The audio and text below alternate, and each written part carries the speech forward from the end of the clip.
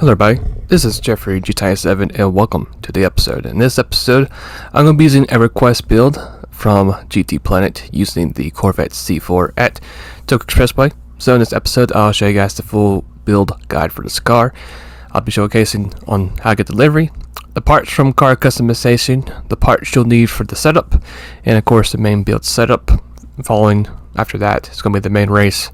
Just see what this car is capable of at Tokyo Expressway. And after that, if you guys want to go ahead and fast forward to the end, I'll have a very important discussion to share for you guys once we get this race finished.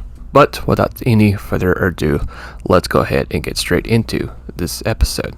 So if you guys are new to the game and you want to figure out where you can find this classic C4 Corvette, just swing on by to the used car dealership. But unfortunately right now the car is actually have sold out. So hopefully you were able to grab your hands on it before it actually did sold out. And if you're curious on what the stats are for this car, I'll go ahead and pull it up right now. Thankfully the car is a bit affordable. It is about 78,900 credits. There's the stats right there. And for it to be a late 80s car, it actually is pretty decently good into Expressway and also very iconic as well. After you grab your car, the livery I'll be using is this Mobile 1 livery. It looks really good on the car. So just search Mobile 1 or ISMA. It should be able to pull up quickly, hopefully, on the list if you decide to look for it. Let's say if you want the parts though. Starting off with the rims, it's going to be the Rays Folk Racing rims. Make sure you have it set 19 inch for the rim diameter and wide for both the width and for the offside. Next step, of course, is going to be the front Type A, the side Type A as well, for the rear bumper Type B, the wing is Type A, and then for your little special extra part is the roll cage. Make sure you set the Type C, and that's going to be all the parts you'll need for car customization. Now let's head over to the build itself. Got ourselves our standard sport tires, fully customized diff, 60 for the front downforce, 250 for the rear, 99 for our power restrictor, fully customized manual transmission at 340 for your top speed kilometers. Just make sure it's set to that, no manual adjustment needed. Racing L filter, racing exhaust manifold, all the parts you need from the tuning shop, from bore up, engine polish ports, high lift camshaft, right protection stages 1 through 3, increased by rigidity, and steering angle adapter, and that's going to be all the parts you need for the car. So basically, just get as most of your parts as possible from the tuning shop, and that's going to be it for the build. So the car itself, I would say, is very decently good. Acceleration might be a little bit on the slow side, but once the car actually does go from 4th to 5th gear, you can tell that we actually do have quite ourselves a really good strong speed advantage over the rest of the field. Now, since we got ourselves our ordinary standard brakes, you do have to brake a little bit, a bit earlier than probably everybody else, but apart from that, the car should do really well in this race. Now, we actually did get shuffled a little bit in this race, but we're still going to keep on pushing and see what we can do for this car. Now, with all these parts, the car actually has really good handling. I actually could feel the car gripping very nicely thanks to the help with the splitter we have in the rear of the car, and this car really turns very well as well. So this car, like I said, for it to be a naturally aspirated car, pretty nice for this car. As we make our way up to the front of the pack, we're catching to the next group. We got ourselves that red GTR right in front of us. We're going to actually go ahead and cut off that lead a good bit as we get a really good turn right there. We're going to lower the gap even more in this next couple of corners. Get ourselves a nice run. We're going to make a move on this right side. Get off the throttle just momentarily to set ourselves up for this next corner. Side by side with the old generation Impreza, we actually do get the move done right in time as we get a little bit of a left hand hook in that corner. As we go down the hill, right in front of us is, of course, the RX-7 rear mirror and the Supra. As we're going to brake a little bit early, see what's going to happen. The RX-7 surprisingly brakes a bit earlier than what I anticipated. We actually still overdrive the corner. We're going to get ourselves a nice run on the Supra. There's the RX-7 being able to pass back at us since we had a really bad corner. But we're going to get ourselves a nice bit of speed. We're going to be side by side with the RX-7. We eventually will pass the RX-7, and we're going to also pass the old generation Supra as well, moving ourselves to P2 right at the end of lap number 1. So overall, a decently good start for us in this race with a 220.3 for our first lap. As we wrap up lap number 2 into lap 3, we're going to get ourselves a nice slipstream from the race leader.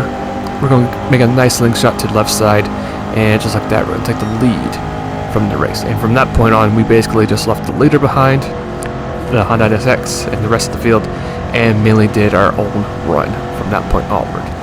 Let's go ahead now and fast forward to later in the race. Lap number 7 is going to be our hot lap for the race. As you can see, we actually were consistently within the 208s, and we actually got to the 207s. So this lap's going to be our official fast lap for this race. So I really encourage you guys just to watch this clip, and then I'll see you guys when we get to our pit stop.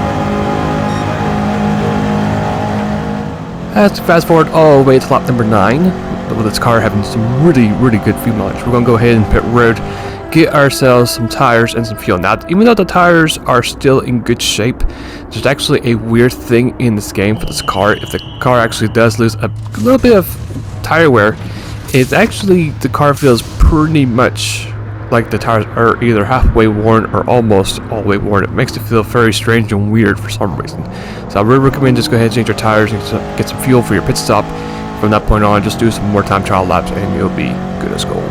So as we get the end of the race finish, we're going to do a very quick, respectable 26:12 for our total time at the Expressway. So very nice, solid build using the Corvette C4. And let's say if this car gives you some trouble still at the Expressway, I would suggest just keep the car as is and just upgrade it to Le Mans, because this car is really good. Kept the race bonus, and that's going to be it for the episode. Alright, so that special announcement I want to make is I actually am going to take a break. The last couple episodes I've been pulling up on the channel really haven't been delivered at all. I'm not too sure why that's the case. Got some really nicely good builds. I mean, we're talking about some big improvement builds, and they're just not getting the views I was hoping for. So I'm going to sadly pull back. I don't know how long I'm going to be gone. I'm not going to do anything for 1.59 if it's for this month. Maybe 1.60 or who knows. But anyway, hopefully you guys enjoyed the episode. If you want to check my other social outlets, they are right there.